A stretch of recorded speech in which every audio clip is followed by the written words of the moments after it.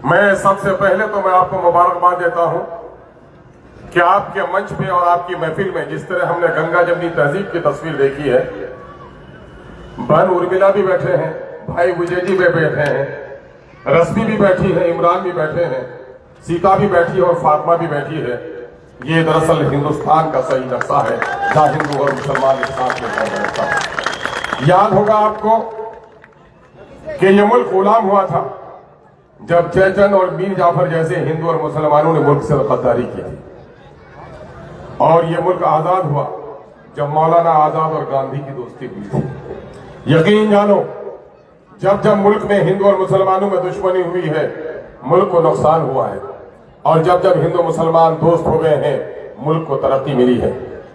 मैं प्यारे हिंदुस्तान को सर सैयद अली रहमा की नजरों से देखता हूं। जुमला कहा जो सोने के हरूफ से लिखने वाले हैं, मोदी और मोदी के खानदान को सुनना जरूरी है कि सुन लो मोदी, तुम जिस माँ को अपनी मादरे वतन मिट्टी को माँ कहते हो, उस माँ के बारे में मेरे बुजुर्ग सर सैयद अली रहमा ने कहा, हिंदुस्तान एक खूबसूरत दुल्हन की तरह है, और हिंदू और मुसलमान दोनों उस खूबसूरत दुल्हन की रसीली आंखें हैं। किसी भी एक आंख को फोड़ दोगे तो हमारी दुल्हन बदसूरत हो जाएगी। अगर इस देश को बचाना है तो हिंदू और मुसलमानों को एक बनाकर रखना पड़ेगा।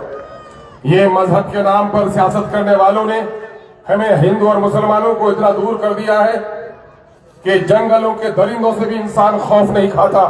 आज हिंदू और मुसलमानों के दरमियान में जो खौफ बरपा हो गया है, हिंदुओं की बस्ती से मुसलमान जाते हुए घबराता है और मुसलमानों की बस्तियों से हिंदू जाते हुए घबराता है। इन जालिमों ने हमें तोड़ा है।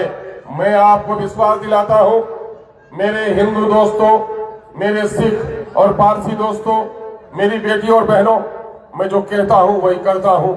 मेरा विश्वास ही है, इस संसार का ईश्वर एक है, और जितना अटल विश्वास हमारा है कि इस संसार का ईश्वर एक है, उतने ही बार हम कसम खा के कह सकते हैं हम सारे इंसान एक माँ बाप के संतान हैं। हमारे लिए अलग अलग माँ बाप पैदा नहीं हुए, एक ही मर्द आदम और हव्वा, उनकी नस्लों से हम आगे बढ़े। तुम्हें मालूम हो कि नहीं, उर्मिला बहन को मालूम हो कि नहीं, विजय जी को मालूम हो कि नहीं, हालांकि विजय जी के जो कारनामे हमने सुने हैं, यकीनन है कि हिंदुस्तान में ऐसे लोगों की जरूरत है कि मुसलमानों का घर जले तो हिंदू पानी लेकर दौड़े, और हिंदू का घर जले तो मुसलमान पानी लेकर उस आग को बुझाए, तभी एक अच्छा हिंदुस्तान बन सकता है। मैं एक जगह गया, एक सभा में, हमारे यहाँ सत्संगी लोग हैं जो निराकार ब्रह्मा के पुजारी हैं। मैं बहुत प्रेम और श्रद्धा के साथ उन लोगों से मिलता हूँ। मैंने कहा तो मेरे वचन सुने हो, राजनीति के लोगों पर वैसे भी विश्वास नहीं होता, ये कहते और है कुछ करते और है। मैं कसम खाकर कहता हूँ, वो दलित भी मेरा भाई है, वो ब्राह्मण भी मेरा भाई है, वो मुसलमान भी मेरा भाई है। एक चोर अगर मुसलमान हो जाए तो उसके सर पर जूते रखो, और एक दलित का बेटा अच्छा काम करे तो उसके गले पे माला रखो। यही इंसानियत का पैगाम है। और मैंने कहा कि मेरे शब्द तुमने सुने हैं, मेरे काज तुमने नहीं देखे हैं। है कोई दलित का बच्चा यहाँ पर, कोई दलित भाई हो यहाँ पर, आओ। मैंने बुलाया, मैंने कहा ये गिलास का पानी है, तुम पी लो, और आधा ही पियो। जब उसने आधा पानी पिया, मैंने कहा तू निशानी देख, तेरे लब जहां पर, तेरे होठ जहां पर लगे हैं, मैं उसी जगह होठ लगाकर पानी पीता हूं। तेरी जान जाए जाए, मेरी जान नहीं जा सकती है। मेरी माँ बीमार पड़ी, सास अम्मा बीमार पड़ी, और उसको जब खून की जरूरत पड़ी तो सबसे पहले खून मेरे एक दोस्त जो चमार जाति के थे उसने आकर दिया। और दूसरे बोतल की जरूरत पड़ी तो एक ब्राह्मण में दवा का कारोबारी था, मेरे दोस्त थे, उसने आकर दिया। सुनो, जब एक मुसलमान के रग में, उनके रगों में एक दलित का और एक ब्राह्मण का खून बह सकता है, तो फिर इंसान अलग कैसे हो गया? धर्म विचारधाराओं का नाम है। इसलिए उस लड़ाई को, आज जो सबसे बड़ी जंग लड़नी है हमको, यकीनन है कि हम पाकिस्तान के गुंडों को जवाब देने में भी बैरिस्टर असदुद्दीन की अवैसी की तरह मोदी भी अपने सीने को चौड़ा नहीं कर सका है। मोदी का 56 इंच का सीना चाइना की डांट सुनकर 36 इंच का सीना हो जाता है, और हमसे वफादारी के तुम सबूत मांगते हो। हवलदार हमीद का लहू मेरे रगों में दौड़ रहा है, अस्ताकुल्ला का खून मेरे खून में शामिल है। मुझसे वतन की वफादारी का सबूत मत मांगो, हम मरकर भी इस मिट्टी से जुदा होने वाले नहीं है। मोदी, तुमको ये कह देना चाहते हैं।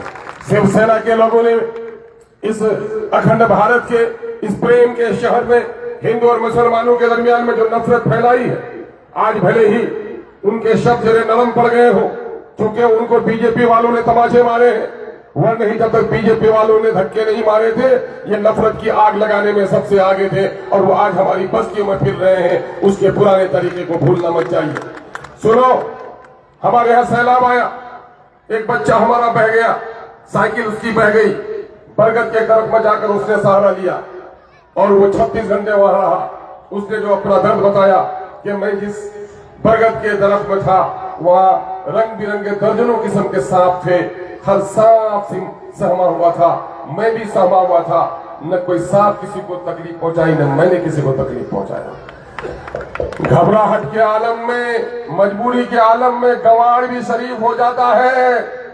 ये जो शिवसेना वाले हैं, इनकी शराफत को मत आको। अभी बीजेपी ने डंडे किए हैं तो ये शरीफ हो गए हैं, उन्हें शरीफ रहने वाले नहीं है, इसलिए धोखे में मत आओ। और ये समाजवादी के लाल टोपी वाले, देख रहे हो इनके लाल टोपी वालों के कारनामे, जन्म कहीं लिया, कर्म कहीं और कर रहा है। पार्टी का टिकट किसी और ने दिया था, काम किसी और का कर रहा है। तो ये जब अपनी पार्टी के साथ वफा नहीं कर सकते, तो इनके लोग तुम्हारे साथ भी कभी वफा नहीं कर सकते। इस वक्त अगर इस शहर बम्बई में गरीबों के बच्चों को अगर नशे का आदी किसी ने बनाया है, उसका नाम ये लाल टोपी वाले ही है, ये समाजवादी वाले ही है। इनको मत पूछो। ये कांग्रेस वाले भी धोखा दे रहे हैं।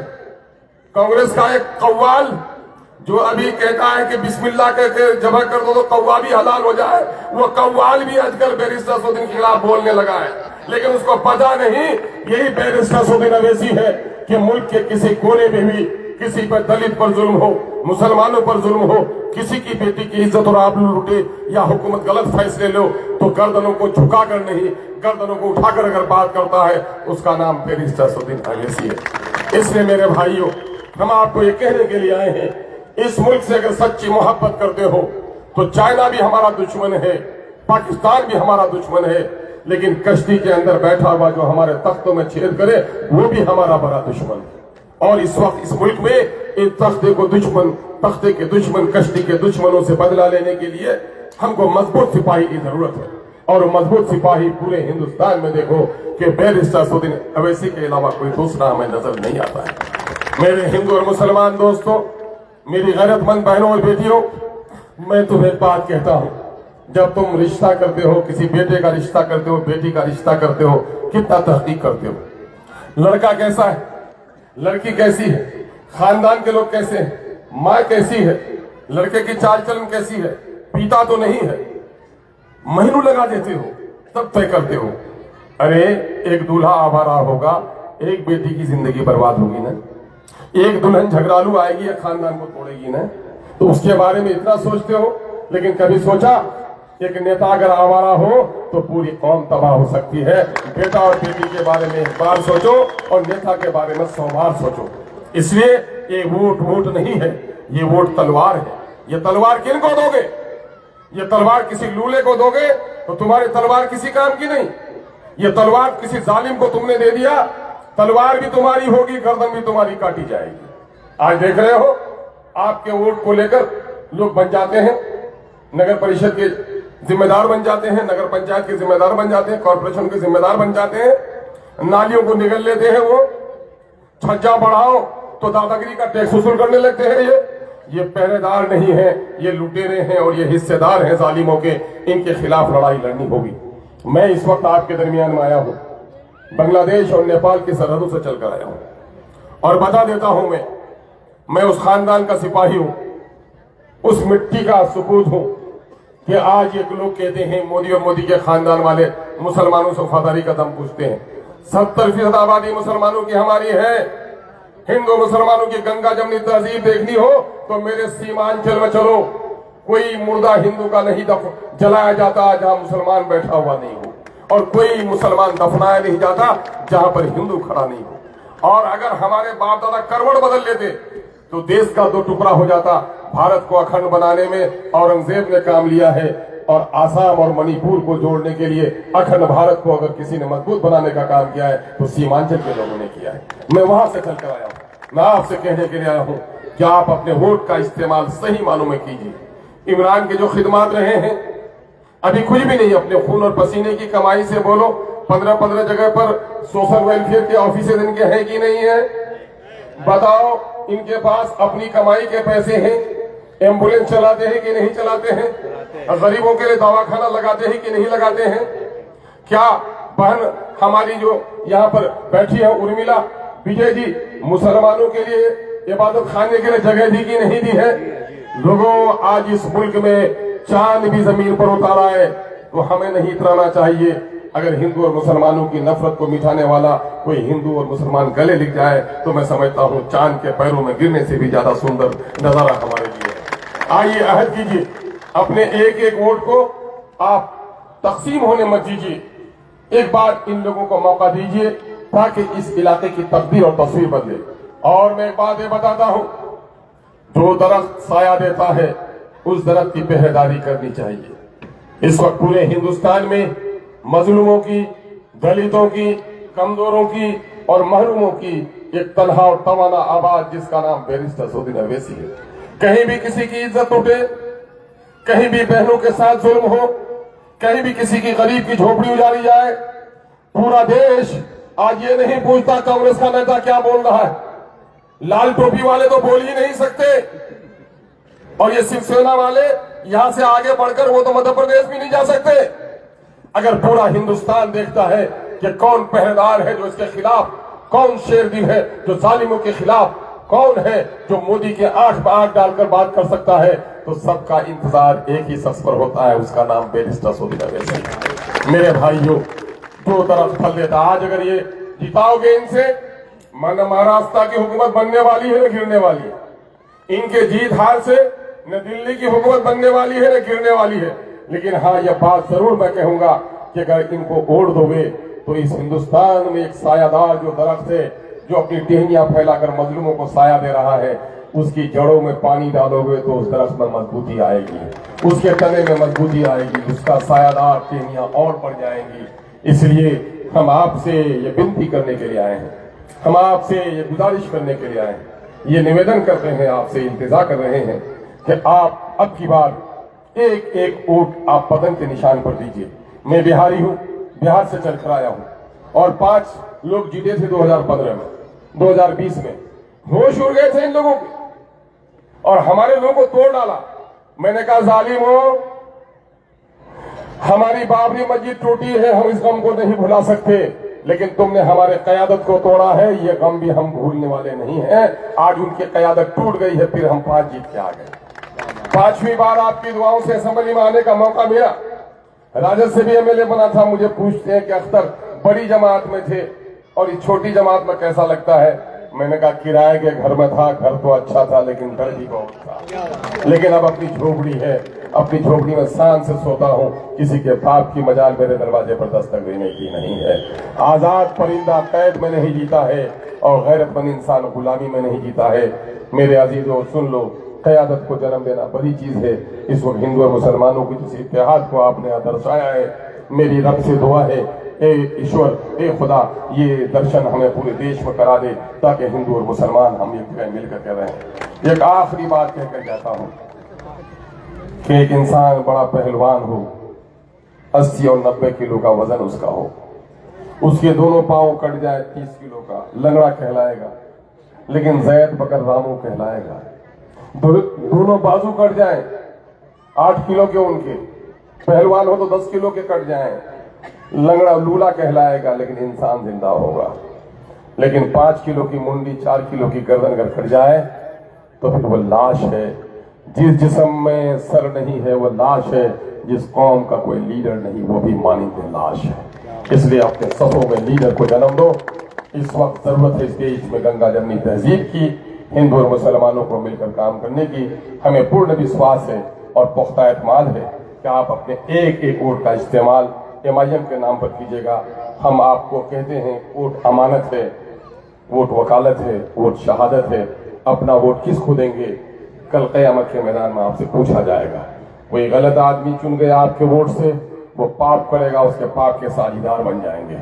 इन नेक लोगों को जिताएंगे, ये अच्छे काम करेंगे तो उसकी के भी पुण्य का हिस्सा भी आपको, उसकी नीतियों का हिस्सा भी आपको मिलेगा। आइए, जोश में आए हो तो नारा लगा दो। मैं बिहारी हूँ, नारा लेकर आया हूँ। मैं तोहफा लेकर आया हूँ, मेरा साथ दोगे? पहले बैठकर हाथ उठाने की जरूरत नहीं है, थोड़ी आवाज लगा देंगी। और तुम अगर मर्द हो तो मर्द होने का सबूत दो, गैरत हो तो गैरत का सबूत दो। तुमको गुजरात में काटा कि नहीं? हिंदू और मुसलमानों की इज्जत टूटी कि नहीं? बाबरी मस्जिद टूटी, हिंदुस्तान का दस्तूर टूटा कि नहीं?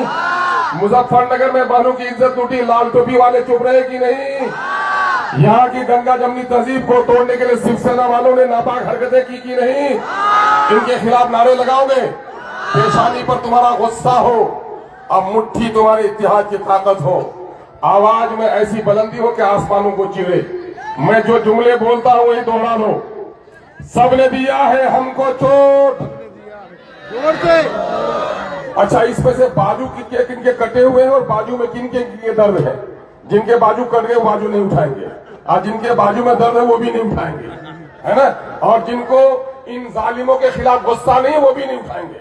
अगर इन जालिमों के खिलाफ नफरत है तो अपने बाजुओं को लहराओ, लहराओ। मर्द हो तो मर्दानी का सबूत दो। हमारी बेटियां जो सीता है, सावित्री है, रजिया है, अपने बाजुओं को लहराओ। सबने दिया है हमको चोट, सबके दिल में है खोट, अब न देंगे इन बेईमानों को वोट, अपनी पार्टी अपना वोट। इनकलाब, इनकलाब, बैरिस्टर शौकीन अवैसी, बैरिस्टर शौकीन अवैसी, इमरान भाई, रश्मि बहन, बहन उर्मिला जी, बहुत बहुत शुक्रिया नौजवानों। मैं साथ ही असहरी फरीद, एहसान अवेस, खान सगीर, खान रविश, अंसारी मेराज, अंसारी जलाल, शेख आजम, अंसारी कासमी, अंसारी अफरोज, अनिल गोयकार्ड, रेहान अंसारी, रेहान अंसारी, रिजवान कुरैशी, ये क्या है पैकेट, बाकर बिंचू, ये इमरान उस्मान शेख, उर्मिला चौधरी साहिबा और रश्मि खान के लिए आपसे पुरजोर वोट की गुजारिश करके जाता हूं। हमें पूर्ण विश्वास है आप वोट देंगे, और यकीनन है कि जब खुशियों का आप जश्न मनाएंगे तो मैं भी आपके जश्न में शामिल होने के लिए आऊंगा। बहुत